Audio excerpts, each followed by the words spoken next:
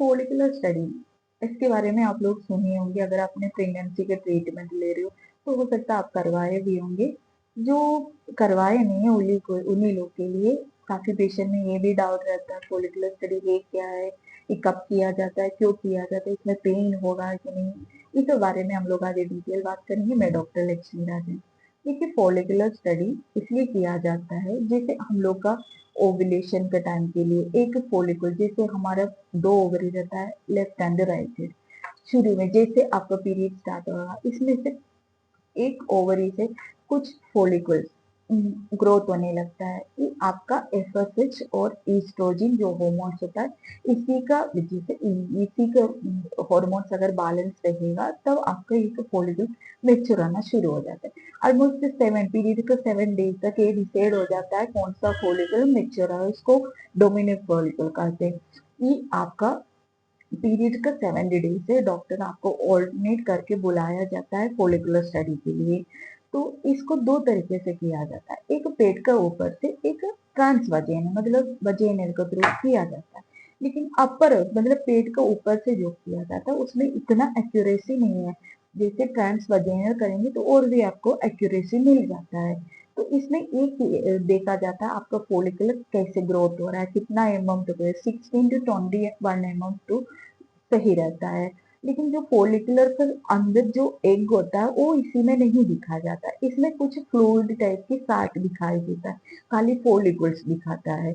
और इसका जो एग होता है ये बहुत छोटा रहता है, 120 माइक्रोन ना रहता है, वो हम लोग को आइस से दिखता नहीं ना अल्ट्रासाउंड में दिखेगा, खाली फॉलिकल्स आपको दिखाई देगा, एग नहीं दिखाई देगा। तो ये फॉलिकल्स मेच्योर हो रहा है कि नहीं, कितना फॉलिकल्स आपका मेच्योर हो रहा है, एक दो कितना मेच्योर हो रहा है, कितना एमओ, काफी पेशेंट में क्या होगा 7-8 mm में वो रप्चर होने लगते हैं, उससे आपको कोई फायदा नहीं। वो अगर प्रेगनेंसी रुकेगा तो भी आपका प्रेगनेंसी हेल्थी प्रेगनेंसी नहीं रहेगा, अबॉर्शन का भी चांस रहता है।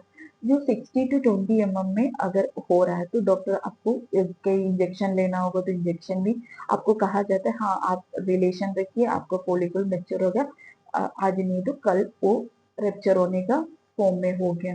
और इसमें भी ये किया जाता है इंडोमेट्रियल लाइन, जो आपका बच्चेदानी का अंदर का जो परत होता है वो मतलब कितना हो गया और वो थिकनेस सही है कि नहीं है, क्योंकि उसका भी थिकनेस आपको प्रेगनेंसी के लिए इम्पोर्टेंट हो। 8 से 12 mm तक उसका थिकनेस भी रहना चाहिए। सबसे मेन वहां का जो वास्कुलरिटी है, जो वास्कुलरिटी भी दिया जाता है, और ऊपर से वो 3 लेयर में होना चाहिए, तब जाके आपका एम्ब्रियो जो वहां पे चिपकता है। तो वो भी इसमें देखा जाता है इंडोमेट्रियल लाइन में। और इसमें किसी भी तरह का पेन नहीं होता है, ठीक है।